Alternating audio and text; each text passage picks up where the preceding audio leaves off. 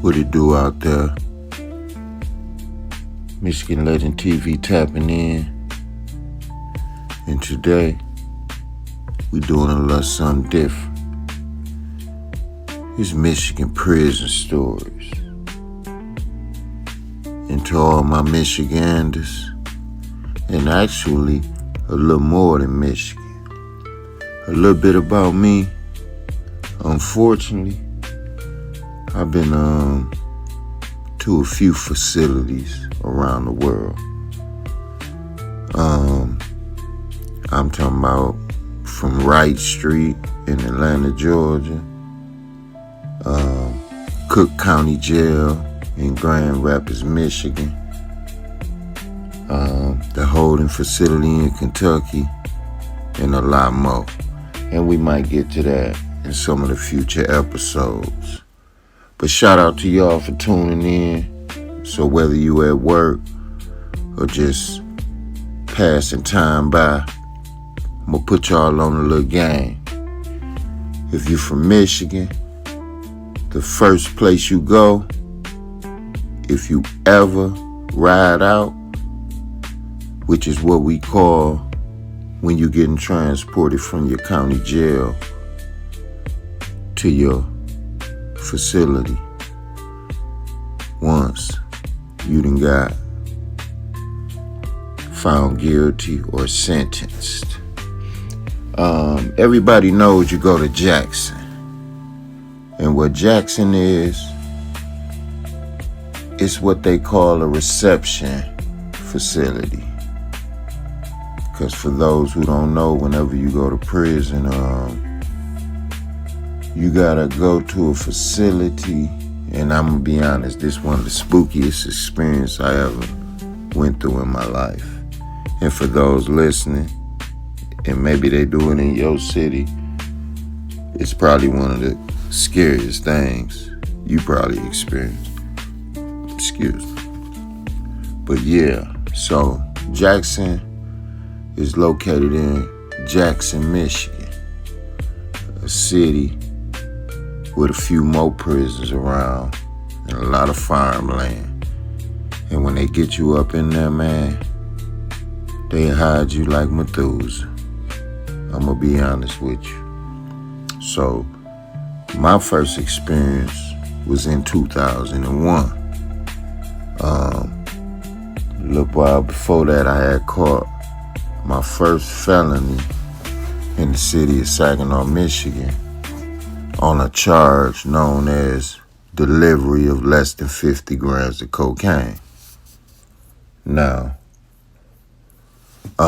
that charge was pretty normal back then because, as we might discuss in the future, it's been a setup from the jump.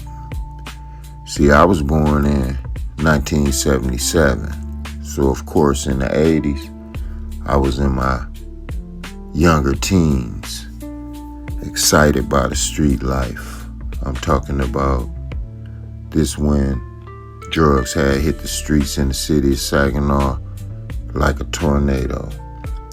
But long story short, one day in the year 2000, I was already in the game, and I just decided one day to be greedy and ended up selling to an undercover cop.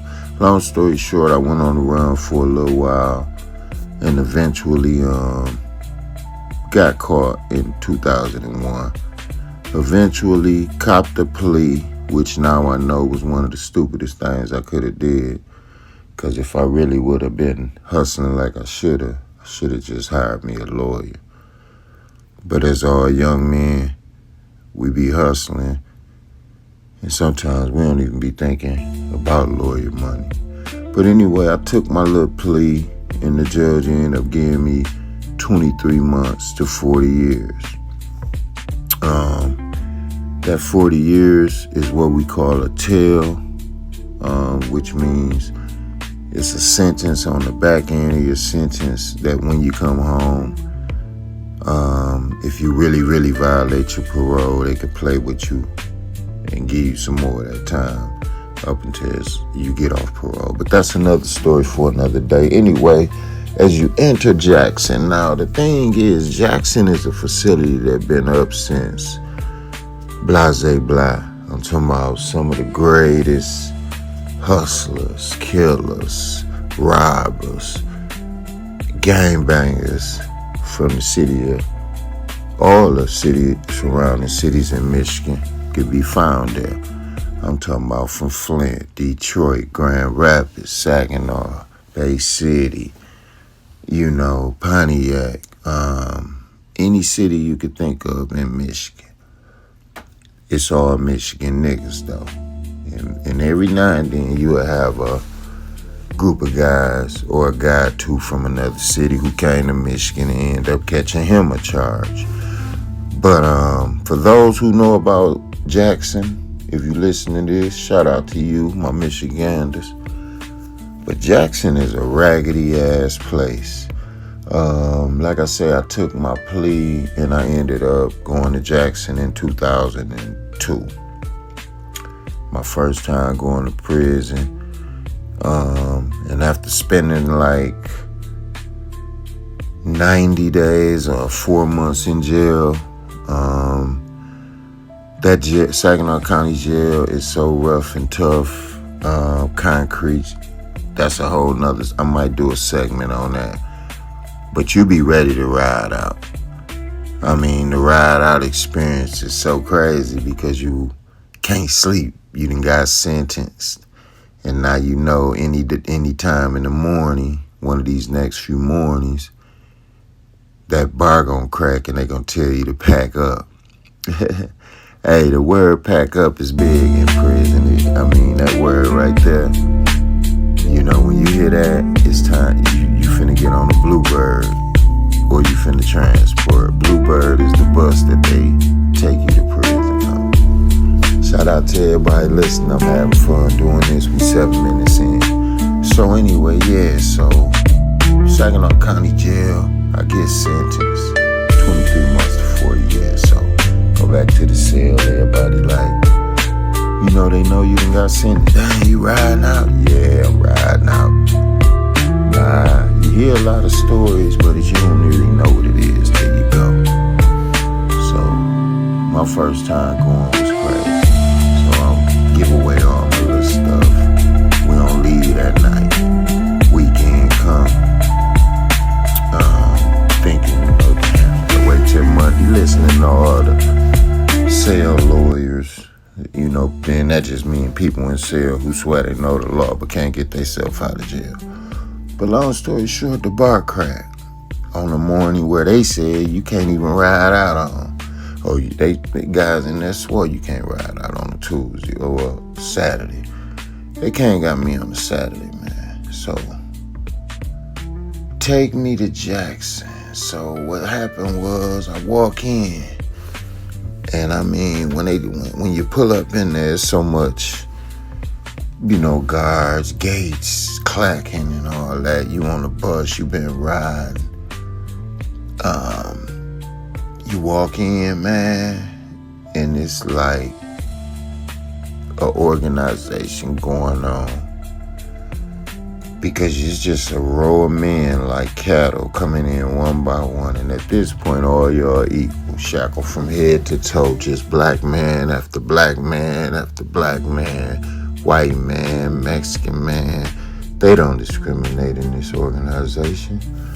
So, you get in and you notice that it's the same program. They telling you one by one to drop them to the ground. That means take off all your clothes. Now, you standing there in line and you see it up from about 4 men ahead. Each man getting told the same thing by this particular officer. And it's clear. Drop your clothes to the ground, turn around, lick your tongue out, wiggle your tongue, make sure ain't nothing on it. Turn around, open your ass cheeks, squat, ass naked. So I see this going on, and in my mind, because me, myself, personally, I don't like nobody examining my whole body. My feet, my ass. So they get up to me and hey, it's protocol. I'm talking about this man meant it and he wasn't playing. Drop it like it's hot. So long story short, after that you have to walk to a shower. And I don't mean a luxury hotel, 5-star Marriott shower. You gotta walk up to a shower where it's 10 men standing there ass naked shower. They give each one of you guys a green piece of soap. And for those who've been to Jackson, y'all know once you get in, you learn that soap is got lye in it. Lies to kill all the germs, and definitely you be thankful they got it because it's a lot of different ethnicities coming in with different hairs and beards. And you finna go inside of somewhere and you're gonna know why you need this green piece of soap. It definitely until you get your commissary, which that's a whole nother story, the commissary. So anyway, I'm looking around, you trying to walk and cover you. They give you a towel, they give each one of y'all a little towel roll, green piece of soap, toothbrush, toothpaste that tastes like chalk, and there you go. So yeah, you walk and you want to hold your junk, and there's some guys in there, this might be they moment. So, you holding your junk, you get your little wash. Of course, a couple of them gonna be to get out, so you might get it might short down about 2 men or 1 man. Soon, you might get you one by yourself, or you might take a shower with your towel on, that's an option as well. That's maybe what I chose. But anyway, took my shower, going out. As you going in after the shower, other men coming behind you. And now they got y'all going in the hallway where they handing out. Actually, to be perfectly honest, they're not handing out anything at this point. You guys, it's like a medical facility at this moment. Because one by one, you guys have to sit in a chair, give all your medical information, talk to the receptionist. They're going to take your blood pressure. They're going to do a few more things. And all this time, you have on a blue suit. They give each one of you guys a blue suit to get on. The thing might be 2 sizes too small or too big. But depending on how the deputy feel, that's what you finna get. One time, because this story can extend. Shout out to everybody listening to 100 episodes, because unfortunately for me, I've been to prison 4 times and been to jail 50-something times, ranging from the city of Saginaw to Ohio and beyond. But we back to the story. So you got to sit in front of the nurse, blase, blah, blue suit on, give them all that. Okay, cool. You think the process is over? Y'all might have been there at this moment, maybe like an hour. Because it's so many men that by the time you get to them, it could range from an hour to 4 hours. But depending on how fast they going or how the deputy's feeling, basically. So long story short, you thinking it's over, you can talk to everyone, and now here comes the final terror squad that leads to the rest of your time there being horrific, horrible, and dramatic. They send you see the guys coming out in front of you. You can, because when you get about 6 men ahead, you get a chance to sit in the chair and wait. You see them every 4, 5, 10 minutes coming out, of course, holding their arm at this point with a nice white gauze on it, Band-Aid, each man coming out. Man, what's going on? Now, me, myself, at this time, I hadn't even never really had needles in me. Actually, at that time, I could have swore that I was scared of needles, so I wasn't sure. So anyway, what's going on in this room is simple. You going in here and they drawing blood from each man, which I later found was trick. But I might get to that in another episode. So anyway, they draw blood. Comes to me. What's going on? Walk in. How you doing? Sit down. What's going on? Grab an arm, stick needle, suck blood, fill up a thing, set it to the side, get needle again, suck blood. Hold on, why y'all need this much blood? Set back, chill. Okay, get you up out of there. Kind of find out now that is the blood they taking out your body because you finna await.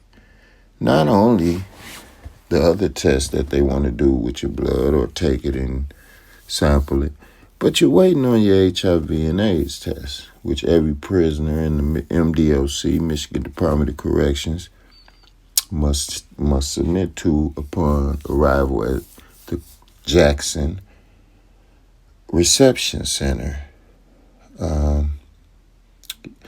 So anyway, after that, you're going to trail a little forward, and it's like an army type routine where each man gets 4 pair of white socks, 3 pair of state blue pants, which they call them state blues.